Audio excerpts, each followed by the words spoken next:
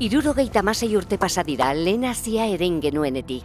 Urtebete beranduago, duela 75, hasi zitzaigun ametsa egi bihurtzen.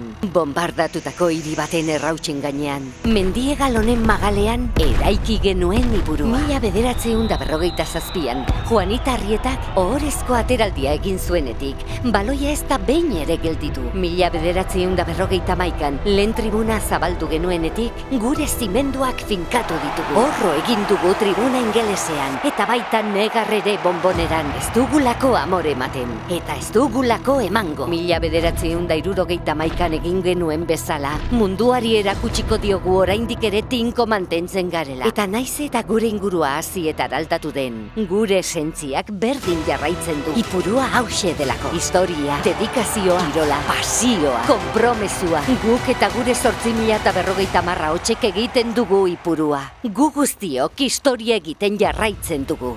Gora Eibar!